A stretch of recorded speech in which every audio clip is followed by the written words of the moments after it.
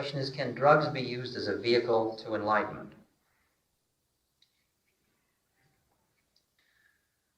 I don't think there is much doubt about it for you and me, for many of us, that at least psychedelic chemicals, not all drugs, but psychedelic chemicals, have a capacity to cut through places where you are attached and clinging, to set them aside and show you a possibility. The problem is that they don't allow you to become the possibility, they only show you the possibility. And then after a few hours, you lose the view of the possibility and you have it only as a memory.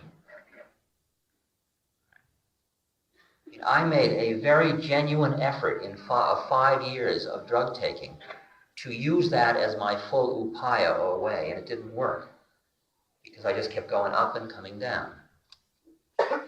And Maharaji, my guru, when he took LSD, he asked me for that medicine, that yogi medicine I used, and he swallowed a huge amount that would have freaked anybody in this room. And nothing happened to him at all.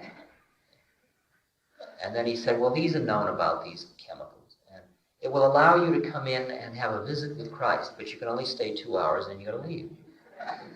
He said it would be better to become Christ than to visit Christ. But this medicine won't do that for you because it's not the true samadhi. He said love is a much stronger medicine than this. Because love is that flow with the mother. That's the thing that brings you to the Father. But he said, it's good to visit a saint. It's nice to visit Christ. And I would be a hypocrite if I knocked drugs. At the same moment, let me point out that it is not a full upaya. And once you know the possibility, you might as well get on with it. Getting on with it means cleaning out the places that you have the attachments, not overriding them. And what chemicals do is they override them. They leave them there, they just push them aside for a moment. And finally, you get so greedy to be done that you just start to want to deal with your shit rather than pushing it under the rug all the time. No matter how bad it smells, you just want to get on with it and deal with stuff. And at that point, you start to not try to get high, but work with your lows. And then drugs lose their savor or their pull.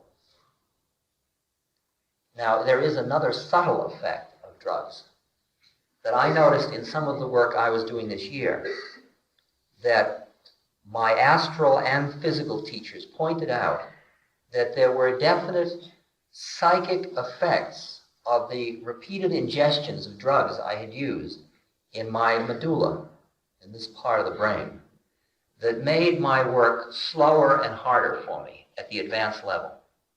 It didn't ruin my chances. It wasn't in any way damaged in that sense. But it just built up a kind of a toxicity in my medulla, a psychic, not physical, psychic toxicity, that made that work more difficult. So that my inclination is to say that for some people they could be useful, but I don't believe that for anybody that's able to sit in this room and know what I'm talking about, they are any longer necessary. I think that's a straight statement. Okay? And the problem is that when you're using something that is illegal, even though it's wrongly illegalized, you're paying with a certain kind of paranoia that keeps cutting you off from other human beings. And that's very subtle, but it costs something. Because it was 5 years after I stopped smuggling before I could go through a border without freaking. And I could imagine that a border guard could actually be a human being, an immigration